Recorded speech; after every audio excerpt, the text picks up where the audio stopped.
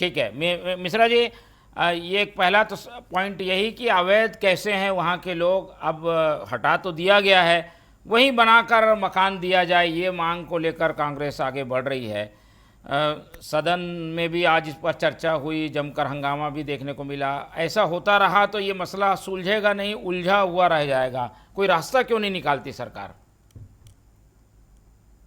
दिल्ली जी, जो कांग्रेस के प्रवक्ता हैं पूरा इतना देर बोले, उसमें कोई भी एक भी टेक्निकल पॉइंट या किसी भी आदमी को क्यों दिया जाए, कैसा दिया जाए, एक शब्द भी उन्होंने नहीं बोल पाए। पहले की भूपेश की जो सरकार थी, भूपेश गवर्नमेंट थी 2020 में, तो उन्हीं का ऑर्डर है सम्मिलित चारागाह को लेकर कि सम्मिलित चारागाह जो होगा वो शासकीय भूमि होगा। तो ये उन्हीं की सरकार ने आदेश जारी किया, भारतीय जनता पार्टी की सरकार ने जारी नहीं किया। तो एक तो क्लियर कट है कि भूपेश बघेल जी ने ही तैयार किया कि ये जो जमीन है ये शासकीय जमीन कहलाएगी, अब सम्मिलित चारागाह नहीं कहलाएगी। अब कोई भी शासकीय भूमि पे अगर कोई कब्जा है, मतलब कांग्रेस के भूपेश बघेल जी भी तो शासकीय जमीन कब्जा करके एसीबी में जाके बैठे थे, तो इनकी तो मंशा ही रहती है कि शासकीय जमीन को कब्जा कराया जाए या किया जाए, और उसके संरक्षण में खड़े हो जाते हैं। इन्हें यह डर लग रहा होगा कि कहीं और इन्हीं के खुद के कब्जे जमीन के होंगे, कहीं खाली कराने ना आ जाएं। शासकीय भूमि यानी सरकार की भूमि होगी, उसमें कोई दूसरा व्यक्ति आकर उसमें कुछ कब्जा नहीं कर सकता। और उसके अलावा वहां पर कोई किसी को मकान बनाकर कैसे दिया जा सकता है? अगर किसी को कल विधायकों के लिए मकान जो तैयार होंगे या विधायकों को जमीन देने की तैयारी है, जो योजना बन रही थी उसमें कांग्रेस के विधायक प्रॉपर आवेदन लगाए थे कि हमें जमीन चाहिए, जमीन चाहिए, बार बार मुख्यमंत्री जी और शासन को जाकर खुद बोल रहे थे।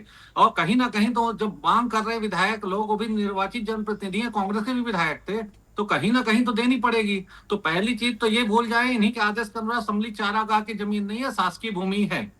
और ऑर्डर मेरे पास है, 2020 का ऑर्डर है।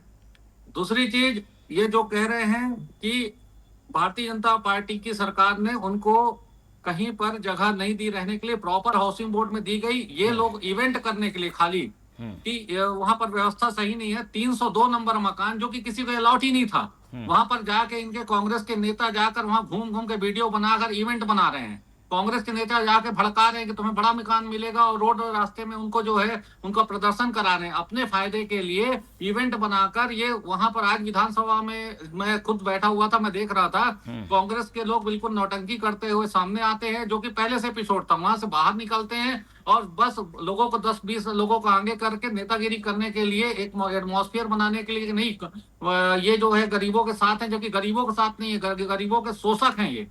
और ये शोषक है, इसीलिए रोड में दौड़ा रहे हैं। इन्हें मकान दे दिया गया है। और सबसे महत्वपूर्ण बता रहा हूं कि जब यहां से लोगों को विस्थापन करके लेके गए नई राजधानी, और वहां पर नई राजधानी में अपने जो नया रायपुर कहेंगे, नया रायपुर में ले जाने के बाद हाउसिंग बोर्ड के जो अधिकारी हैं, उन्होंने कहा कि जो आपको पसंद होगा इसमें जाके अपने हिसाब से चूज कर लीजिए। उसके बाद उसमें नंबर का अलॉट किया गया। खाली 302 नंबर में पुताई नहीं थी, व्यवस्था नहीं थी, तो 302 नंबर को ले जाकर कांग्रेस के नेताओं ने पूरा फुटेज लेने के लिए पूरा वहां पर दुकानदारी कर ली अपनी, और अपनी मार्केटिंग कर ली। इनको यही नहीं मालूम है कि गरीबों के लिए करना क्या है इनके। और कांग्रेस का तो इतिहास रहा है कि भूमि का कब्जा कराओ और उसके बाद खुद उसके आजू बाजू प्लाटिंग करो और बेचो। अभी क्या उनका पुनर्वास क्या वहां हो सकता, ऐसे संभावना है क्या? कोई आश्वासन मिल सकता है क्या?